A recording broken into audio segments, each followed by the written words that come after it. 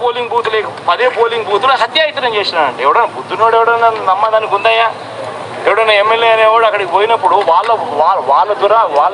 వాళ్ళు చేస్తూ ఉన్న రిగ్గింగు, ఎమ్మెల్యే దానికి అడ్డుకునే కార్యక్రమం చేస్తూ ఉంటే ఎమ్మెల్యే అక్కడికి పోయి ఎమ్మెల్యే హత్యాయత్నం చేస్తాడా? చెప్పడానికైనా హద్దు పొద్దు ఉండాలి కదా. 10 రోజుల తర్వాత ఎమ్మెల్యే హత్యాయత్నం చేశాడని చెప్పి కేసు పెడతారు 10 రోజుల తర్వాత. ఇప్పుడు నిజంగానే అటువంటి ఇన్సిడెంట్ జరిగిందంటే సిట్టు 17వ తారీఖు నుంచి మే 17వ తారీఖు నుంచి 20వ తారీఖు లోపల మధ్యలో ఇచ్చిన రిపోర్ట్లో ఆ సిట్లో అది చెప్పాలి కదా, ఇది జరిగింది, ఎమ్మెల్యే అనే వ్యక్తి హత్యాయత్నం చేసే కార్యక్రమం చేశాడు అని చెప్పి రావాలి కదా. మరి ఎందుకు సిట్ రిపోర్ట్లో రాలేదు? ఈ రకంగా ఒక మనిషిని కేవలం 4 సార్లు ఎమ్మెల్యే, తాను 2000 కన్సిస్టెంట్గా 4 సార్లు ఎమ్మెల్యే గెలిచాడు. 2009లో గెలిచాడు, 2011లో గెలిచాడు, 2014లో గెలిచాడు, 2019లో గెలిచాడు. ఒక మనిషి కన్సిస్టెంట్గా 4 సార్లు ఎమ్మెల్యేగా గెలుస్తూ వస్తున్నాడు అని అంటే ఆ మనిషి మంచోడు కాబట్టి గెలుస్తూ వచ్చాడు, ఆ మనిషి మంచోడు కాబట్టి ప్రజలు ఆశీర్వదిస్తూ వచ్చారు. అటువంటి వ్యక్తిని తీసుకొని వచ్చి తప్పుడు కేసులలో ఈ మాదిరిగా బిగించడం ఎంత మటుకు ధర్మం? ఈరోజు ఈ రామకృష్ణారెడ్డి ఒక పరిస్థితే కాదు, రాష్ట్ర వ్యాప్తంగా ప్రతి గ్రామంలోనూ కూడా ఇదే కార్యక్రమాలు జరుగుతూ ఉన్నాయి. ప్రతి ఒక్కరూ కూడా వాళ్ళ స్థాయిలో రెడ్ బుక్స్ అని చెప్పి రెడ్ బుక్లు పెట్టుకొని ఉన్నారు.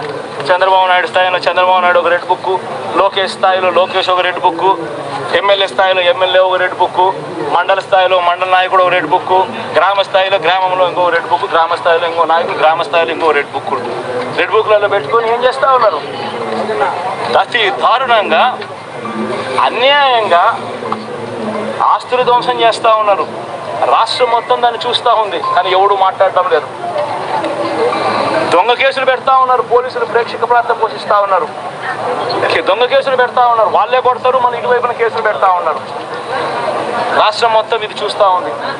చీని చెట్లు నరికేస్తూ ఉన్నారు, ఆస్తులు ధ్వంసం చేస్తూ ఉన్నారు, కనిపిస్తూ ఉంది. ఎమ్మెల్యేలు ఏకంగా జేసీబీల మీద పొక్లైన్ల మీద ఎమ్మెల్యేలు స్వయంగా తిష్టేసి ఏకంగా పోయి బిల్డింగులు పగలగొట్టే కార్యక్రమాలు చేస్తూ ఉన్నారు.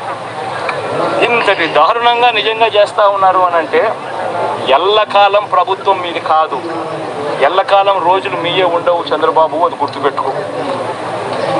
మీ పాపాలు పండుతూ ఉన్నాయి వేగంగా. ప్రజలు దీన్ని క్షమించని పరిస్థితుల్లోకి వస్తారు.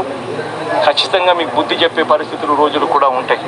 శాతనైతే మంచి చేయండి, మంచి చేసి ప్రజల మనసులు గెలుచుకుని ఓట్లు ప్రజల మనసుల్లో స్థిరస్థాయిగా నిలబడే కార్యక్రమం చేయండి. కానీ తప్పుడు రాజకీయాలు ఈ మాదిరిగా నువ్వు ఒక్కరివే చేస్తావు అనుకుంటా ఉన్నావు. ఇదే మాదిరిగా కొనసాగితే రాష్ట్రంలో ఒక తప్పుడు సాంప్రదాయానికి నువ్వు నాంది పలుకుతా ఉన్నావు. నువ్వు వేసే ఈ బీజం, నువ్వు వేసే ఈ తప్పుడు సాంప్రదాయం, రేపొద్దున నువ్వు వేసే ఈ బీజం చెట్టు అవుతుంది. రేపొద్దున నువ్వు ఏదైతే ఇత్తుతావో అదే పండుతుంది.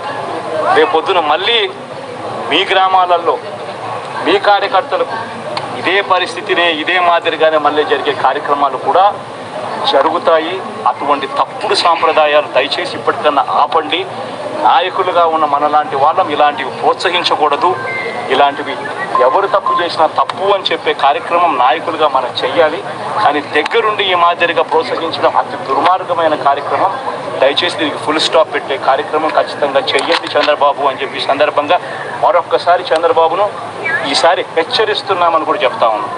ఈసారి కోరడం లేదు, హెచ్చరిస్తున్నామని కూడా చెప్తా ఉన్నాం. ఇదే మాదిరిగా జరుగుతూ పోతూ ఉంటే మాత్రం ఎవరైనా కూడా ఊరుకునే కార్యక్రమం జరగదు. రియాక్షన్ అనేది ఖచ్చితంగా ఉంటుందని కూడా చంద్రబాబు నాయుడు గట్టిగా చెప్తాను.